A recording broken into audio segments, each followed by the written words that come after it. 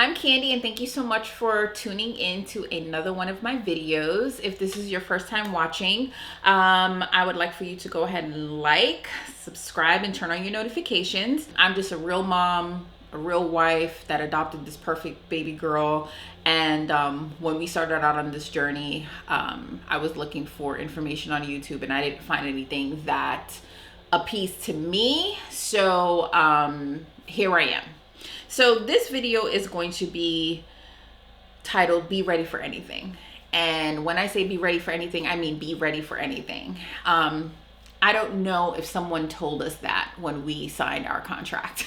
Did anybody tell us that? No. No one told us that. They did say, you guys are going to go fast. Everyone said, oh my gosh, this is going to go so fast for you. We had no idea what that meant. So a quick recap. Kenny and I, we signed our adoption contract, and 52 days later, we got a call saying our baby girl was born.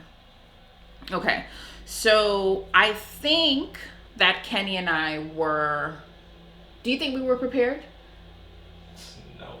Okay, so Kenny didn't think that we were prepared. We were not prepared in the means that we had nothing prepared in our house. We didn't own anything for a baby. We had nothing for a baby. I had never babysat in my life. Kenny has younger siblings, but we were not prepared for a child in any way possible. But we're doing a great job. Yay us. We thought, from the research that I had done, adoption normally takes between 15 and 18 months when you're dealing with an agency. That's the normal time. So that's what we gave ourselves. That didn't happen for us. It happened in less than 60 days. So less than 2 months, we became parents overnight. But it didn't happen the way that I guess we necessarily thought it was going to happen. And I mean that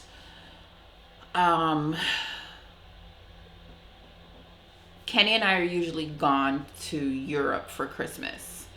And that year, 2018, we didn't because our dog was going to have knee replacement surgery, double knee replacement surgery. I got a feeling that we shouldn't go. I had a feeling that she shouldn't have the surgery. Something was telling me that she should not have the surgery. Fast forward to the day after Christmas, we got the call saying our daughter was born. When I say you need to be prepared for anything, I mean you need to be prepared for anything. If Kenny and I had decided to have this big normal Christmas like we used to, meaning that if I put up pictures, if I learned how to edit this video and put up pictures of our Christmas tree with this huge array of gifts under, like we had 15 children, you would be like, what is wrong with these two people, right? But we stopped doing that. But we stopped doing that because we started traveling. So to us, that was our gift to each other. We started traveling, so it was like pretty much we'd buy something while we were out there, and that would be the gift. If we went out and we spent all this money on Christmas that year because our dog Brooklyn was no longer having surgery, would we have been able to afford the attorney fees? No, probably not. And I say that because you have to be prepared for anything. How many families going through this journey lose out on the opportunity because they don't have the money right then and there? And when I say the money right then and there, it's because you've already paid for your home study, you've already paid your your agency fees.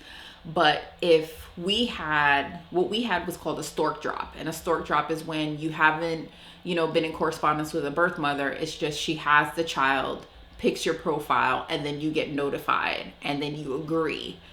That's what happened with Kenny and I. This is the day after Christmas. This is like the biggest shopping day of the year. This was Boxing Day. So we agree. We pack up our stuff and we leave town. We didn't have the option of picking our own attorneys. Our agency found 2 attorneys, our attorney in our state, an attorney in her state, that were working that day. And they were not cheap. In hindsight. things would have been different. But, you know, they did their job. We had zero hiccups with them. We had zero issues. They took care of everything in a timely manner because let me tell you something. The social workers in our daughter's hospital were giving us the runaround, the rigmarole. And again, they said that they weren't used to dealing with a lot of adoptions. But again, I felt like they were just giving us a hard time. And our attorney came in and she stepped in and she took care of it. So good job on her part. But you have to be prepared for anything. So are you prepared for the wait time? You have some people that, you know, they sign their contract and your contract is going to be 2 years. Are you prepared to wait for, you know, 18 months, 20 months, 21 months? Are you prepared for that? Because I look at my daughter now, she's 18 months. I don't know how I would be because I'm a very impatient person by nature. I don't know how I would be still waiting, you know, and I'm sorry if that comes off wrong, but that's a hard thing to swallow when you want something so bad. I would think I was getting impatient and we were only in it for 60 days because you want something so bad. It was like I was craving it. Every day I was just thinking about this adoption because you want it so bad. You know what I mean? So it's like, are you really prepared to wait all that time? Because this is one thing that's completely out of your hands. You have zero control over it. Zero control. You know, so I mean, you have to really, really, really be ready to wait it out. Then it's like, once you've waited and you've been matched with a birth mom, you have to be prepared for her to change her mind. We had to be prepared for that. We were holding our breaths because each state is different. Once you've been matched and the baby's born and you go to that state and she now signs the TPR, the termination of parental rights. She has a certain amount of time legally that she can change her mind.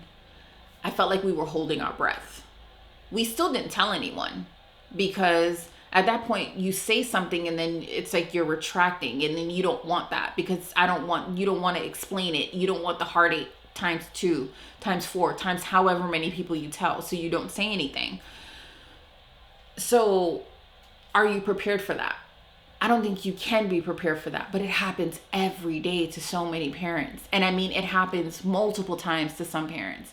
I saw a video from our own agency and I think it happened to them 8 times. And it's like, I just wanted to hug them while I was watching their video. And I mean, and they ended up getting their forever baby, and bless them. But the fact that they stayed in it and stayed so strong, they're just phenomenal people because they just believed that their child was out there. But you have to be prepared for birth mom to potentially decide that she wants to parent, and that's her right. That's her choice. This is not easy by any means. And so if she says, this is not for me, I'm deciding that I feel like my baby's best with me, you have to respect her decision and say, okay, and put your feelings to the side because it's not up to you. It's what she feels is best for her child. Are you prepared for a preterm pregnancy? That's what happened with my husband and I. Our baby was not born full term. So I don't think that's not even something that we discussed in our preference call. Even with me nursing for how many years I nursed, when our agency called and presented us with the opportunity, I had no idea what that really entailed. When I told my husband, you didn't understand what that entailed. He didn't know what that meant. I didn't understand what that meant. I don't think it really hit us until we got to the hospital and we saw her, you know? And so we picked, when we left our house the day after Christmas, we didn't return for almost 3 months. So we lived out of state. We lived in an Airbnb for almost 3 months. Are you prepared for that? Are you prepared to wait it out? Are you prepared financially? Are you prepared mentally? Just, are you prepared for that? Because it can happen. That's adoption. You know, it's the unexpected, because if I would have birthed her myself, there was no way I was going to leave her in a hospital out of state to come home, because my new home was where she was, and she was in a different state. So that's where I was going to be. That's where we were going to be. And that's just that. Are you prepared for your contract expiring and you not matching? That is a possibility. You have to understand that you don't know what a birth mom is looking for. You don't know. It is like a blind interview. You're going in hoping that you are being your most genuine self, but your most genuine self may be not exactly what she is looking for to raise her child. And again, you have to respect that. So you have months and months and months and months and months, and every month they're adding new couples in. I don't know what the algorithm is for them to show profiles, but it's almost like you feel like you're getting buried. And I know that because, you know what the funny thing is? This is how I know that I'm a little bit not so there sometimes. Zippity do. Because I went onto our adoption agency's page the other day, and mine and Kenny's profile wasn't on there anymore, and a part of me got sad. Why? We've already have our child. Why do I care if people see us anymore? Kenny's like, I almost feel like if a birth mom saw us, she'd be like, oh, can you call back Khandy and Kenny? I really want them to have our child. And they're like, well, maybe. Whatever. But it breaks my heart because I go on there and I still see couples that were on there before we were on there, and they haven't been matched yet, or they haven't adopted yet. And it breaks my heart. And I know that their contracts have to be expiring soon, you know, so you have to be prepared for that, you know, so you really have to be prepared for just anything when you decide to embark on this adoption journey, because nothing is in your control. Nothing is in your control. Even though our journey to me ended perfectly, our daughter, she was born preterm, but she had 0 issues. She did amazing. If I would have been more knowledgeable about preterm babies, and especially as preterm as she was, I probably would have passed up on the opportunity. So I'm happy that I'm happy that I wasn't as knowledgeable on the subject as I was, because I would have missed out on the best baby ever, you know? So, you know, you just have to, when you embark on this journey, you have to be in it 100%. Your partner has to be in it 100%. And just know that there really aren't any mistakes. You know what I mean? You're becoming a parent, and you just have to kind of take it as it is and take it as it goes, and just be prepared, you know? So I would love to hear what your journeys were like. If you experienced any of the unexpected things in your adoption journey, because I know not everybody had like the most perfect, full term delivery, and we got to come home and it's been butterflies and lilies the entire time. I know not everybody's experience was like that.